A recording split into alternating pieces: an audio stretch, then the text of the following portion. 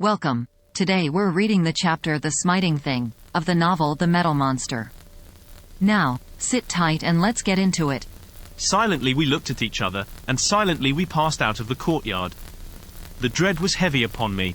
The twilight was stealing upon the close clustered peaks. Another hour, and their amethyst and purple mantles would drop upon them. Snowfields and glaciers sparkle out in irised beauty. Nightfall. As I gazed upon them, I wondered to what secret place within their brooding immensities the little metal mysteries had fled. And to what myriads, it might be, of their kind. And these hidden hordes, of what shapes were they? Of what powers?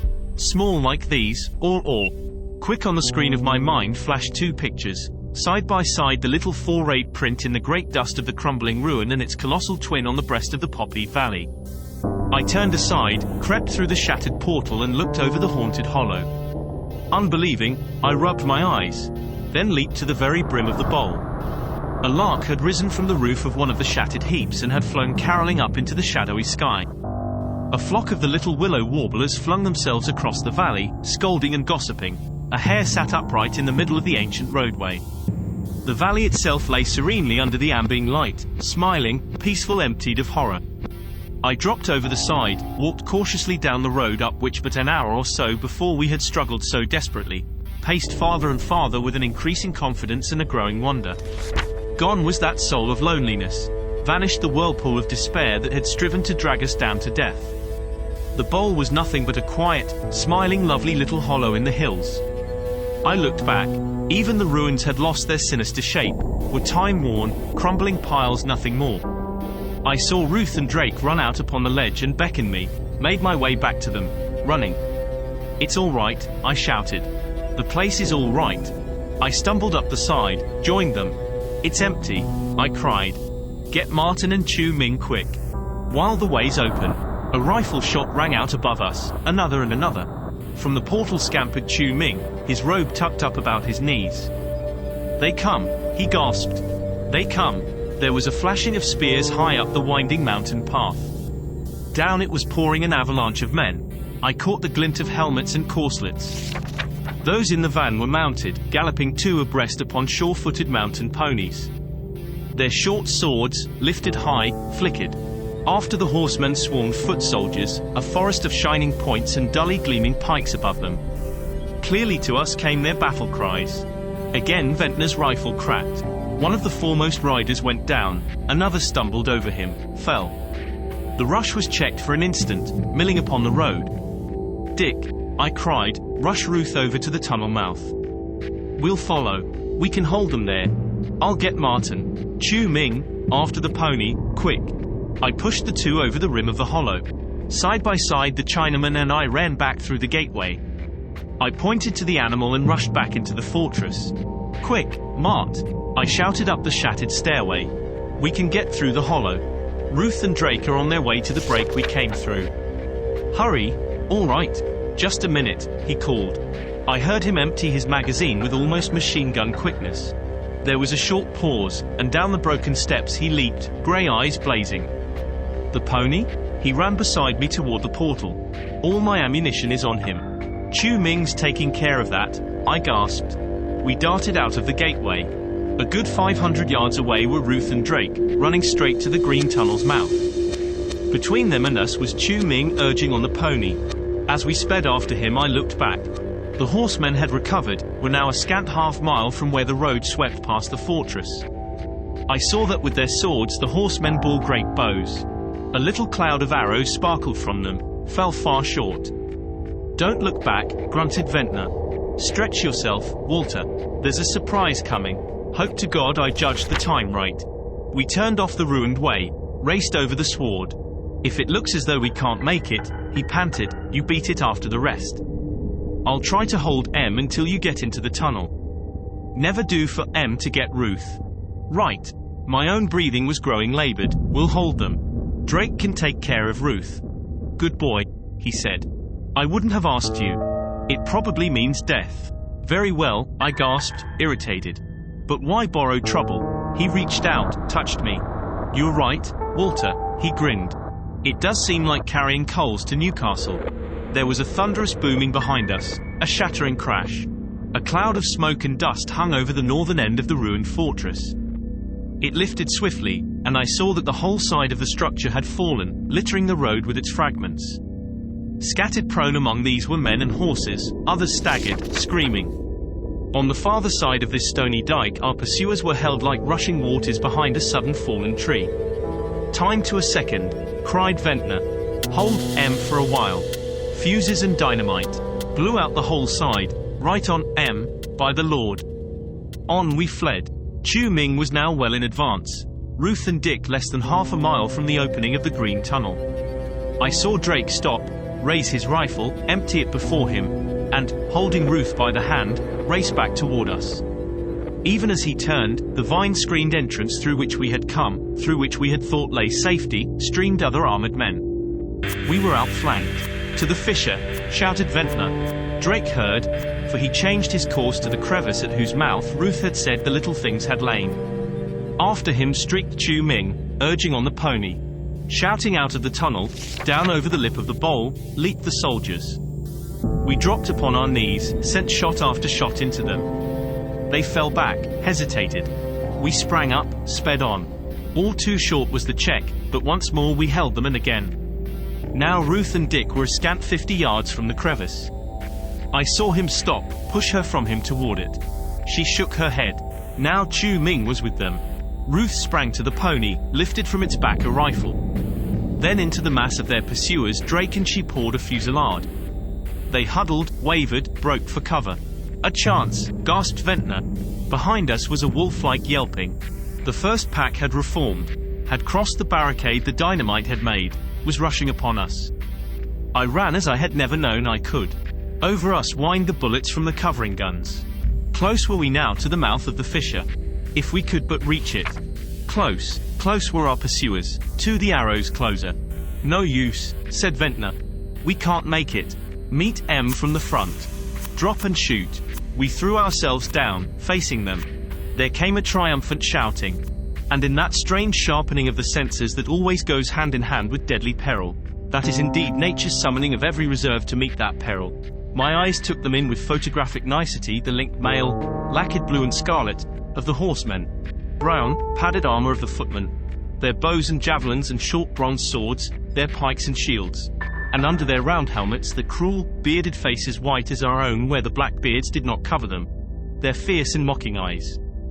The springs of ancient Persia's long-dead power, these. Men of Xerxes's ruthless, world-conquering hordes. The lustful, ravening wolves of Darius whom Alexander scattered in this world of ours 20 centuries beyond their time. Swiftly, accurately, even as I scanned them, we had been drilling into them. They advanced deliberately, heedless of their fallen. Their arrows had ceased to fly. I wondered why, for now we were well within their range. Had they orders to take us alive at whatever cost to themselves? "I've got only about 10 cartridges left, Martin," I told him. "We've saved Ruth anyway," he said. "Drake ought to be able to hold that hole in the wall. He's got lots of ammunition on the pony. But they've got us." Another wild shouting. Down swept the pack. We leaped to our feet, sent our last bullets into them, stood ready, rifles clubbed to meet the rush. I heard Ruth scream. What was the matter with the armored men? Why had they halted? What was it at which they were glaring over our heads? And why had the rifle fire of Ruth and Drake ceased so abruptly? Simultaneously we turned. Within the black background of the fissure stood a shape, an apparition, a woman beautiful, awesome, incredible.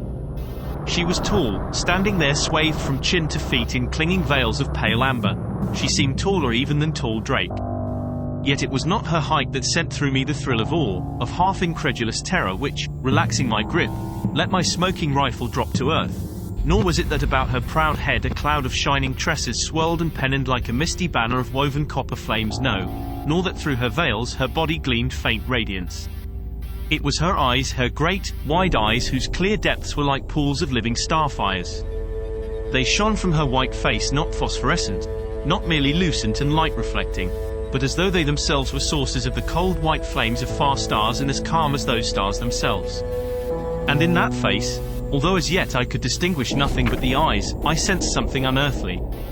"God," whispered Ventnor, "what is she?" The woman stepped from the crevice.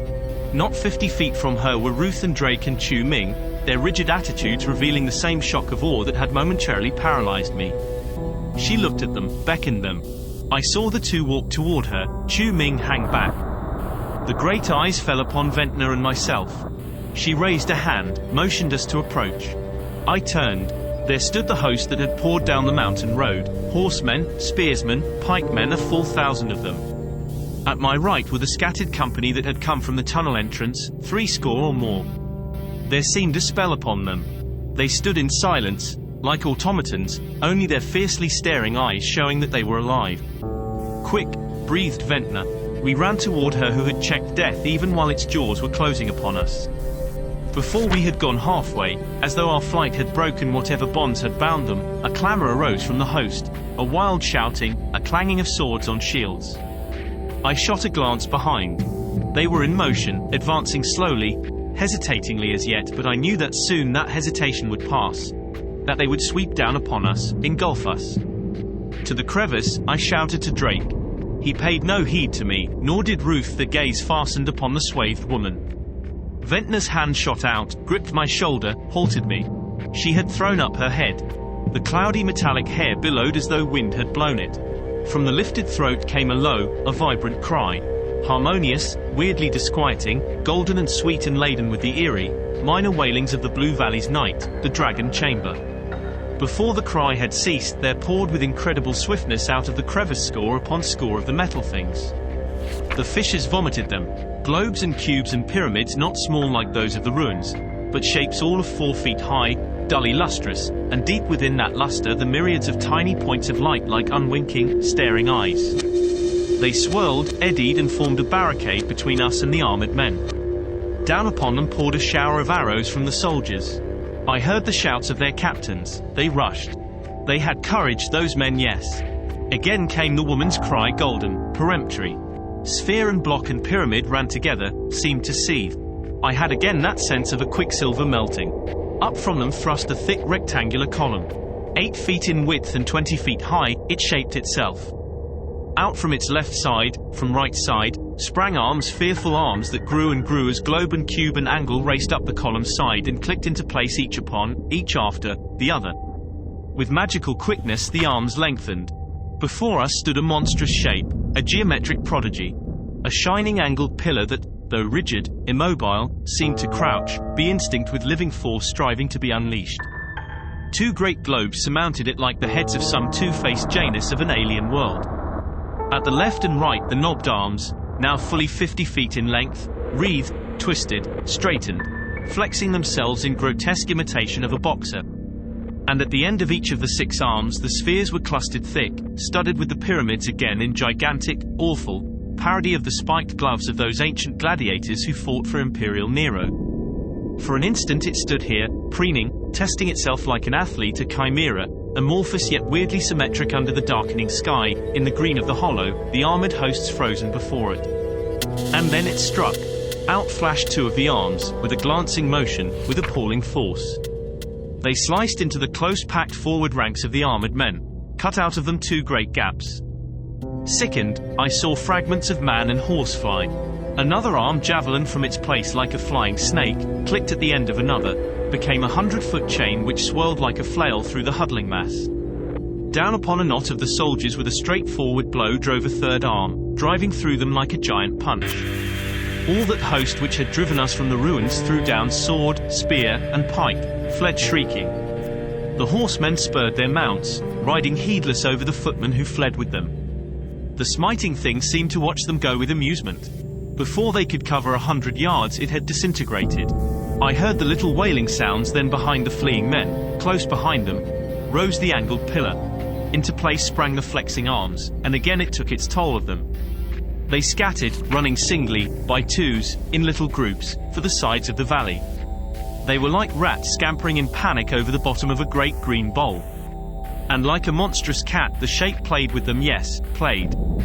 It melted once more, took new form. Where had been pillar and flailing arms was now a tripod 30 feet high, its legs alternate globe and cube, and upon its apex a wide and spinning ring of sparkling spheres. Out from the middle of this ring stretched a tentacle writhing, undulating like a serpent of steel, 80 yards at least in length. At its end, cube, globe and pyramid had mingled to form a huge trident. With the 3 long prongs of this trident the thing struck, swiftly, with fearful precision, joyously tining those who fled, forking them, tossing them from its points high in air. It was, I think, that last touch of sheer horror, the playfulness of the smiting thing, that sent my dry tongue to the roof of my terror-parched mouth, and held open with monstrous fascination eyes that struggled to close. Ever the armored men fled from it, and ever was it swifter than they, teetering at their heels on its tripod legs. From half its length the darting snake streamed red rain. I heard a sigh from Ruth, rested my gaze from the hollow, turned. She lay fainting in Drake's arms. Beside the two the swathed woman stood, looking out upon that slaughter, calm and still, shrouded with an unearthly tranquility viewing it. It came to me, with eyes impersonal, cold, indifferent as the untroubled stars which look down upon hurricane and earthquake in this world of ours. There was a rushing of many feet at our left. A wail from Chu Ming. Were they maddened by fear, driven by despair, determined to slay before they themselves were slain? I do not know, but those who still lived of the men from the tunnel mouth were charging us. They clustered close, their shields held before them. They had no bows, these men. They moved swiftly down upon us in silence, swords and pikes gleaming. The smiting thing rocked toward us, the metal tentacle straining out like a rigid, racing serpent, flying to cut between its weird mistress and those who menaced her. I heard Chu Ming scream, saw him throw up his hands, cover his eyes, run straight upon the pikes. Chu Ming! I shouted. Chu Ming! This way! I ran toward him. Before I had gone 5 paces, Ventnor flashed by me, revolver spitting. I saw a spear thrown. It struck the Chinaman squarely in the breast. He tottered, fell upon his knees.